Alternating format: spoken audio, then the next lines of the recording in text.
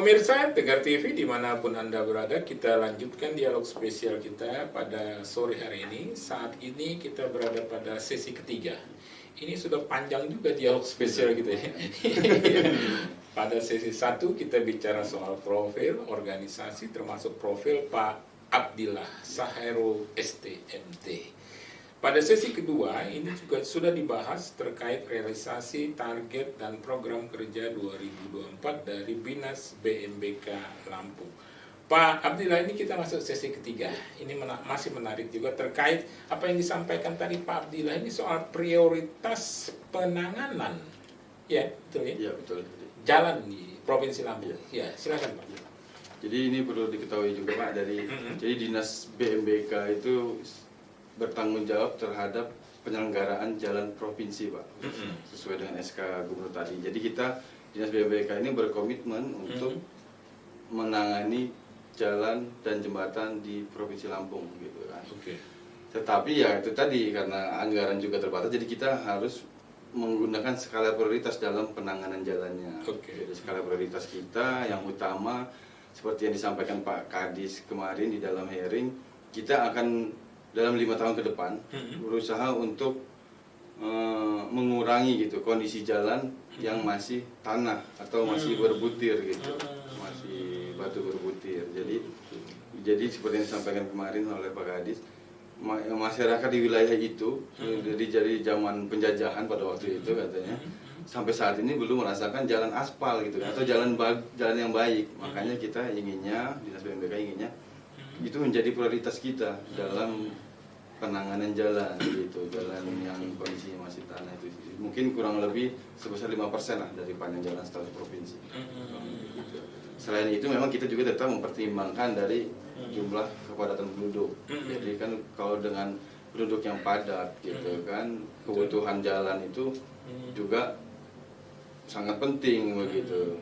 Otomatis juga kalau dengan jumlah kepadatan penduduk LHR juga tinggi gitu, sehingga tingkat kerusakan jalan mungkin lebih cepat, sehingga kita perlu penanganan lebih cepat lagi gitu, sehingga sektor ekonominya bisa berjalan dengan baik. Dan selain itu juga ada dari perhitungan dari sektor pariwisata, pertanian, perkebunan gitu kan. Itu boleh nggak Pak pengaduan masyarakat? Ini kan kadang kita lihat di medsos juga termasuk pengaduan masyarakat juga, itu gimana Pak? Iya, sebenarnya banyak begitu yang untuk pengaduan masyarakat begitu bisa dilakukan secara resmi gitu atau lewat medsos gitu ya yang baik gitu. Dan ada juga lewat yang pokir dewan, ada kan dari pokir dewan. Biasanya pengaduan masyarakat itu bisa melalui desa dan kecamatan yang kita akomodir Pak. Betul gitu. Iya. Di medsos pun kita akan tanggapi. Kebetulan di Dinas BMBK ini medsosnya sekarang ini sudah cukup aktif gitu. Kita sudah mencoba untuk lebih aktif lagi gitu kan untuk di media sosial, karena itu tadi banyak masyarakat yang kadangnya juga salah dalam apa, menafsirkan ya, kadang jalan kabupaten gitu kan atau jalan desa gitu rusak gitu, lapornya ke provinsi kan gitu kan, atau disampaikan soalnya jalan provinsi yang rusak gitu. Jadi kita apabila apalagi jalan nasional gitu misalnya dari media sosial gitu kan, ini jalan ini kok nggak diperbaiki, ya kita akan jawab kalau memang itu bukan jalan kita. Tapi kalau memang itu jalan kita akan coba fasilitasi seperti apa gitu. Biasanya seperti itu Pak. Gitu. Pak Abdillah, ini terakhir di sesi ketiga ini nggak terasa waktu juga. Yang menarik ini karena kita kan mau akhir tahun ini, dan sekarang ini kalau kita lihat kan udah mulai musim hujan juga. Antisipasi Dinas BMBK terkait takut longsor atau kerusakan jalan dan sebagainya, apa upaya yang akan dilakukan? Silakan. Jadi selain perbaikan-perbaikan yang sudah kita kontrakkan gitu Pak, yang dari APBD murni maupun APBDP, memang kita tadi yang seperti yang saya sampaikan bahwa UPTD kita ada di wilayah masing-masing wilayah yang terdekat lah dengan ini, dan hampir rata-rata untuk wilayah yang rawan longsor gitu kan, rawan banjir gitu, kita sudah tempatkan gitu memang alat-alat berat di situ gitu, sehingga apabila terjadi longsor bisa lebih cepat gerak gitu. Betul. Karena kita berusaha secepat mungkin apabila jalan itu jangan sampai putus gitu. Betul. Jangan sampai putus dalam waktu 1x24 jam. Jadi apabila ada longsor kita harus cepat tanggap darurat itu. Itulah kita di UPTD pun ada URC, unit reaksi cepat. Oh, ada Gitu, URC, gitu. iya. Jadi biasanya bahkan yang sering ya Pak, kalau di akhir tahun sebetulnya di jalan nasional sebetulnya juga kan. Bahkan kita PTD pun sering ikut cepat gitu membantu di jalan nasional itu, baik itu dalam alat beratnya gitu kan, sehingga jalan itu cepat terbuka gitu kan, gitu. Saling membantu dengan jalan nasional. Iya gitu kan, untuk memfasilitasi terkait dengan alat beratnya. Betul. Yang intinya tetap akses jalan itu jangan sampai terputus lama gitu kan. Jadi standarnya 1 kali 24 jam harus terbuka gitu. Jadi jangan sampai masyarakat yang sudah mau pulang kan gitu, pulang kampung gitu, ada longsor, masa nyangkut sampai 2-3 hari di dalam hutan atau di dalam kebun, itu berbahaya. URC tadi ya, Iya. reaksi cepat tadi itu ya. Jadi paling tidak harus cepat itu kan. Jadi masyarakat yang akan melintasi itu bisa. Tapi langsung jalan. daerah-daerah yang seperti itu longsor, resiko longsor itu sudah diantisipasi Iya, Pak. sudah ada. Kalau kita biasanya di wilayah Lampung Barat, pesisir barat gitu. Jadi di UPTD 5, Pak. Tanggamus gitu ya. Wilayahnya UPTD 5 tuh yang Udah sering. standby ya. Daerah perbukitan ya, jurang gitu. Oh. Itu yang paling banyak sih di wilayah situ. Jadi bisa dibilang ya jangan khawatir lah kalau masyarakat atau warga Lampung pulang kampung. Iya. Iya. Biasanya itu emang kita juga kan kita persiapkan itu, Pemprov juga mempersiapkan, bisa membahas itu terkait dengan Oh. persiapan hari raya atau Oh. hari Natal kan, kalau di akhir tahun itu kan biasanya. Betul. Iya. Artinya persiapannya Iya. akan dilakukan. Iya.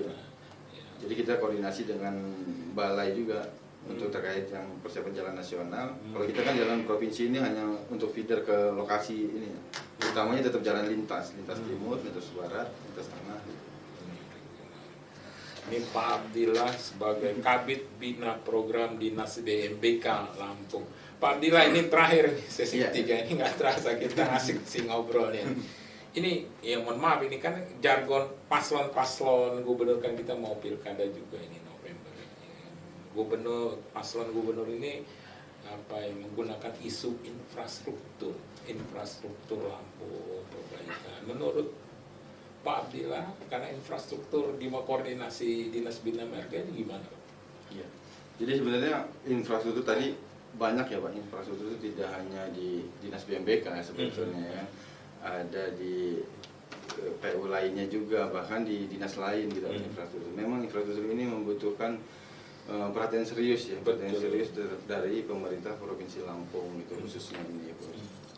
Karena kalau tidak ada perhatian serius atau dalam sistem penganggaran yang tepat gitu kan, infrastruktur ini akan sulit berkembang lebih cepat gitu. Apabila target kita infrastruktur ini ingin lebih cepat terlihat atau lebih cepat berkembang, ya otomatis pembiayaan di dalam BPD-nya juga perlu perhatian serius gitu. Mungkin juga ada solusi lain, misalnya dari pemerintah pusat gitu, bagaimana bisa membantu infrastruktur di daerah, baik dalam hal pembiayaannya ataupun ada pola pembiayaan yang seperti apa gitu kan. Harus ada terobosan seperti itu mungkin ya dari pihak-pihak paslon, mungkin nanti sudah memikirkan itu, karena infrastruktur dengan anggaran itu sangat-sangat dekat gitu, harus berimbang gitu. Kalau misalnya 11-12 kita berharap infrastruktur baik tapi dengan APBD yang kurang baik, otomatis tidak bisa tercapai kan begitu. Jadi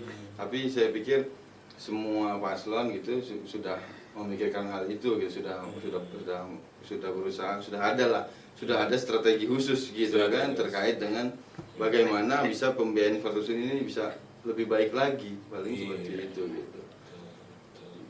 Karena memang itu tadi nggak terlepas dari anggaran lah. Iya, kalau infrastruktur saya pikir seperti itu. Jadi walaupun kita sudah memakai skala prioritas, tapi kita masih kadang terkendala dengan anggaran yang bukan yang dianggap ini, tapi kalau untuk berkembang secara cepat, berkembang secara baik, saya pikir itu masih kurang ya gitu. Mungkin bukan di Dinas BMBK saja, mungkin ya di bidang lain juga, baik dari infrastruktur kesehatan, misalnya pendidikan gitu kan, atau irigasi, kalau ke PU kan Cipta Karya, semua itu membutuhkan anggaran yang cukup besar gitu. Apalagi kata Pak Abdillah tadi di sesi kedua ya, targetnya 1% peningkatan kualitas, sementara degradasinya 4% segitu ya. Jadi cukup membutuhkan dana lah. Iya, itu 4% itu udah makin baik sih, Mas. Kalau dulu itu bahkan bisa sampai lebih dari 10% tuh. Oh, Makanya kita menerapkan sistem yang pemeliharaan rutin oleh PTD-PTD itu. Jadi kita bisa menahan degradasi itu gitu. Oke, menarik ini Pak Iya. Abdullah. Ini terima kasih nih. Iya. Tapi nggak terasa waktu ini udah sesi ketiga nih. Itu kelihatan. Kita hampir 40-an menit nih. Kita akan lanjutkan pada sesi selanjutnya ya, Pak Iya, Abdullah ya. iya. Ya pemirsa, Tegar TV dimanapun Anda berada, ini dialog spesial kita semakin menarik.